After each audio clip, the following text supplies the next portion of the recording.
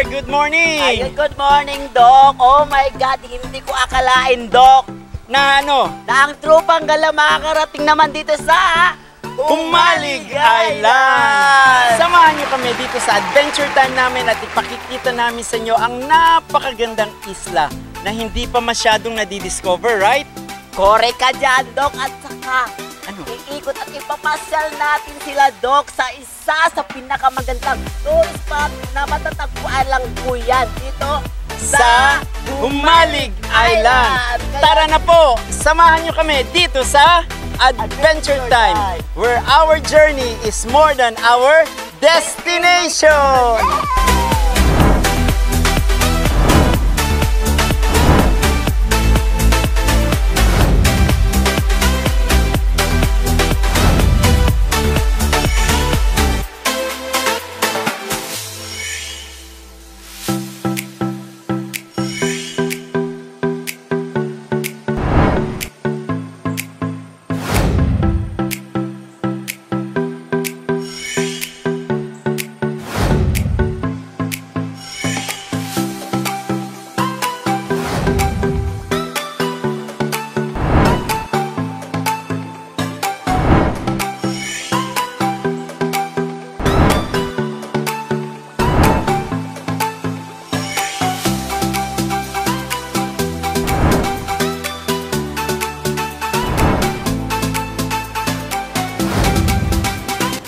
Good morning mga ka-adventure time. This is Doc Eric Cruz at walang iba ang magandang sexy na kulay pink ang buhok. Walang iba kundi si Sugar! Ayan nga po, Doc. Oh my God, ang ganda, Doc. Grabe. Alam mo ba, Doc, na-amaze ako kasi di ba yung ano, yung buhangin, Doc, parang ano siya, parang anong hagdan-hagdan ng palayan.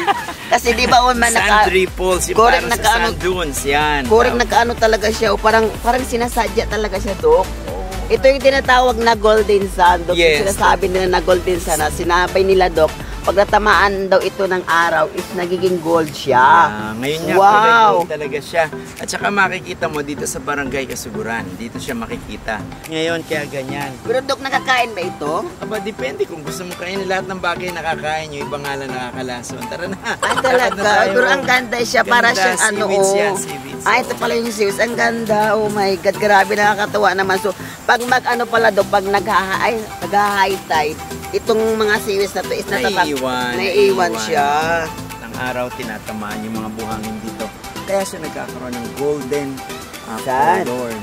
Golden ano na color. Ang Saka galing. kita mo yung rock structures. Napakaganda, sobra. Oh my God, nakakatawa naman, Doc, no? Pero bakit walang tao, Doc? Bakit walang parang tayo ng tao? Yun nga ang maganda sa Jumalig. Ang kaganda sa Jumalig, na-preserve nila yung tinatawag nilang natural ecosystem. Yun. Oo. Sirena dito. Correct. Kaya ikaw, anong tawag mo pag nagpapahinga ka dyan? Wala, oo, Serena na napagod. Sa Jumalig Island, hindi mo mabibilang kung ano yung magagandang tanawin Correct. lugar na pwede nating bisitahin. Sobrang dami pa kaya. Tara mga ka-adventure time, iikot pa namin kayo kung saan ang sa magandang lugar po. Iikot pa namin kayo. Direk, I love you. Sorry.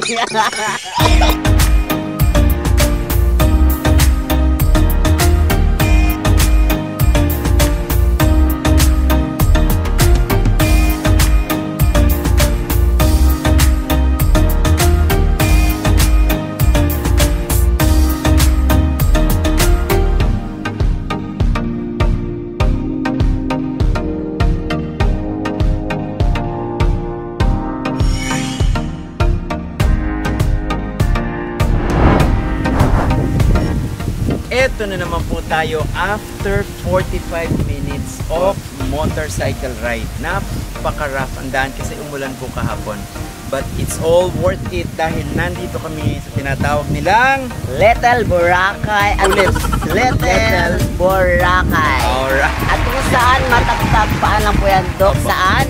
Dito sa Pamana Beach Resort. Yes. Kasi bakit ba nila tinawag ito na Little Boracay? Unang-una dahil ang sun dito, hindi katulad sa parting bayan ay medyo golden sand doon. Dito talagang white beach. Correct. Hindi lumulubog ang paa mo pero pinong-pino ang kanyang mga hangin. Sand, Ay, right, buhangin, right. yan po. Matitikman mo ba yan? At saka ano siya, Dok, ang ganda, white sand talaga siya, Dok. At saka very ano siya, hindi ka lulubog, hindi ka kahit sa kabila, nalulubog ka. Pero ito, grabe, wala akong masasabi. Ano, pero sulit naman yung punta mo, Dok. Kahit ano, alam mo, lubak-lubak yung ano, daan na pinuntahan natin dito. Pero grabe, wala akong masabi kasi ito, ang Alam mo ba kung bakit Boracay? Kasi unang-una yung white beach. Sand niya is pinong-pino. And then makikita mo yung setting niya, mga flags, mga isa sa mga may-ari dito sa Pamana Island, Pamana Resort. Oh, ilang taon na po ba tong Pamana Resort? Nag-start sila ng 2017. 2017. Pero po, bakit po ito tinawag na ano, na tinatawag nilang Little Boracay?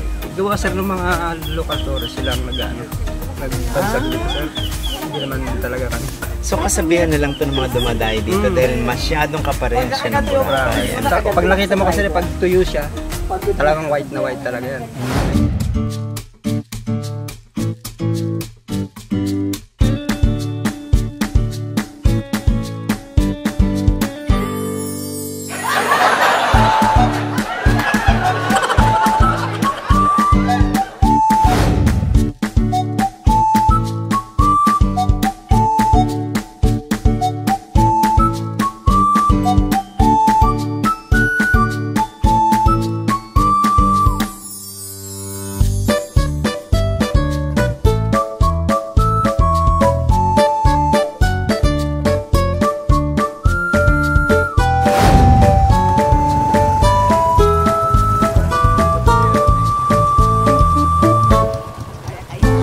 Ano nangyari?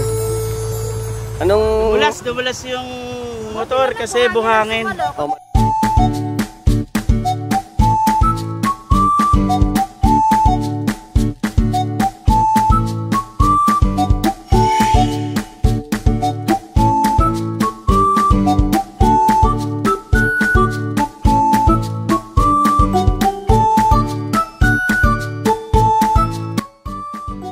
Yes, ayun na nga po, Dok. Grabe, nakakapagod, Dok. Ayun na nga po, andito po tayo ngayon sa Little Batanes. Yan. Ayun, Dok, magtanong lang ako, Dok, bakit tinatawag pala ito na Little Batanes, Dok? Ang tawag nito sa Little Batanes kasi merong dahil sa rock formation, merong konting hill. Ayan, ganito raw sa Batanes. Ayan, yung rock formation, nakikita mo yung dalawang batong malalaki. Yan yung mga batong buhay dito. Ngayon pag makikita mo dito, kakaibang alon, mas malakas ang alon, pero nandun pa rin yung tinatawag nating sand na correct. At saka yung hampas ng ano, yung hampas ng ano, hampas ng hangin, ng tubig, alon. Ano, parang ang lakas, di ba? At saka, ganun talaga siya. Pero grabe, in fairness, Dok, grabe ang sarap, Dok. Kasi at saka parang ano siya, kakaiba. iba-iba. Ang sarap dito mag-ano, Dok, photoshoot or something na may mga pelikula. Totoo yan. Pero Naku. alam mo, Sugar, ang kagandahan sa Humalig Island, nasa isang isla ka lang, pero napakarami mong mararating. Correct, Dok. Merong Batanes, merong Boracay. Boracay. Pero one thing is sure, babalik at babalik pa rin kami dito sa Humalig Island. Correct. So maraming salamat po. Sana po kayo din po, huwag kayong makatubili pa na inanayahan ko rin po kayo na pupunta kayo dito sa Humalig.